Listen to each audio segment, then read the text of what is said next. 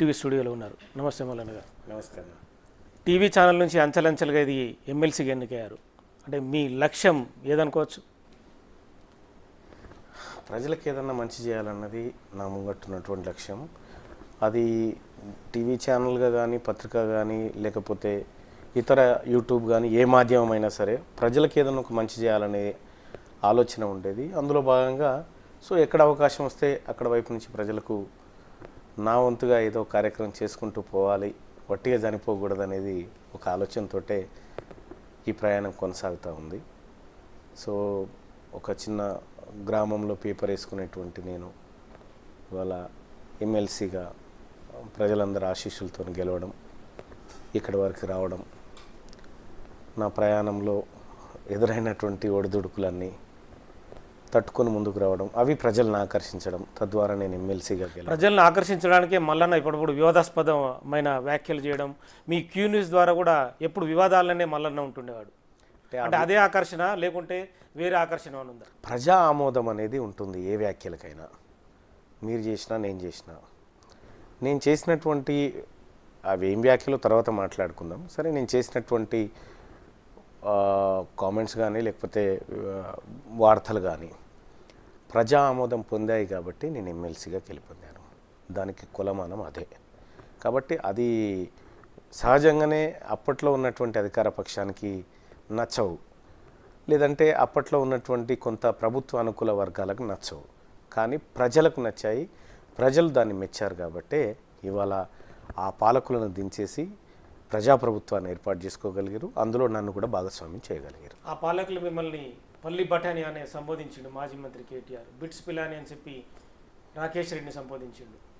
అంటే అది వాళ్ళ అహంకారానికి పరాకాష్ట. అది ఎందుకంటే ఒక ఉస్మానియా యూనివర్సిటీలో చదువుకున్న వాళ్ళని పల్లి బఠానీ లాగా, జేఎన్టీలో చదువుకున్న వాళ్ళని పల్లి బఠానీ లాగా, కాకతీయ యూనివర్సిటీలో చదువుకున్న వాళ్ళని పల్లి బఠానీలతో పోల్చడం అనేది వాళ్ళ దురహంకారం. అది వాళ్ళ అహంకారం అట్లా ఉంటే నేను ఉస్మానియా యూనివర్సిటీలో ఎంసీజే చేసిన, తర్వాత కాకతీయ యూనివర్సిటీలో బీపీడీ చేసిన, జేఎన్టీలో ఎంబీఏ చేసిన, అవన్నీ నాకు కన్నతల్లి లాంటివి. నాకు విద్యాబుద్ధులు నేర్పించినటువంటి స్థలాలు అవన్నీ, అవి నాకు గొప్పవి. వాళ్ళ దృష్టిలో అవి పల్లి బఠానీలు కావచ్చు, కానీ నాకు విద్యాలయాలు, ఎంతోమంది మేధావులను ఈ దేశానికి ప్రధానమంత్రులు అందించినటువంటి గొప్ప దేవాలయాలుగా నేను చూస్తాను.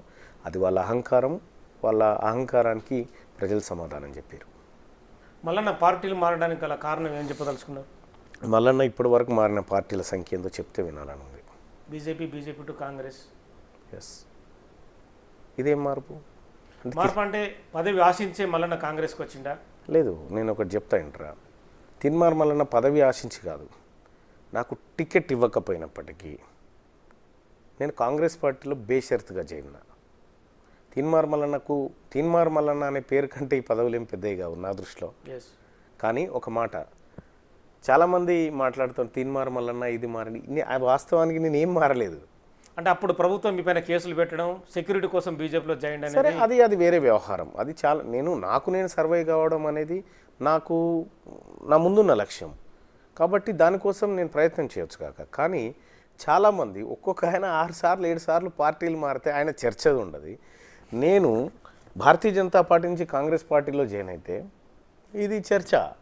సరే, అది వాళ్ళకి అంటే ఏదో ఒక రకంగా మల్లన్న అనాలనేటువంటి ఉద్దేశంతో అనేటువంటి వ్యాఖ్యలే తప్ప కానీ, లేకపోతే అది పెద్దగా దానికి శాంటిటీ ఉండదు, పెద్ద వాళ్ళ మాటలకు కూడా విలువ ఉండదు. అవి నేను పట్టించుకోను. ఎందుకు గత ప్రభుత్వాన్ని మీరు టార్గెట్ చేయడానికి, అంటే మల్లన్నను పిన్ చేసిరా గత ప్రభుత్వం పాలకులు?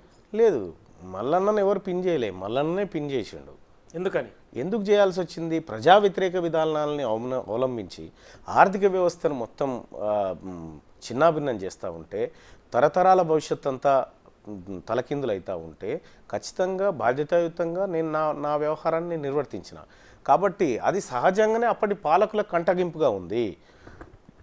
నేను ఆ గవర్నమెంట్తో పంచాయతీకి నేను దిగాను. ఆ గవర్నమెంట్ నాతో దిగలే. గతంలో ఉన్నటువంటి గవర్నమెంట్తో ప్రతి స్కీమ్లో, ప్రతి స్కామ్లో నేను గొడవకు దిగాను. ప్రజలకు ఇచ్చినటువంటి హామీలను విస్మరించారని చెప్పి నేను గొడవకు దిగాను తప్ప, నేను వాళ్ళని గోకిన తప్ప వాళ్ళు నన్ను గోకింది ఏం లేదు. నన్ను గోకి నన్ను లీడర్ని చేసిరు అంతే. కాంగ్రెస్ పార్టీతో మీకున్న అనుబంధం కావచ్చు, ఇప్పుడు ముఖ్యమంత్రి రేవంత్ రెడ్డితో మీకున్న సాన్నిధ్యం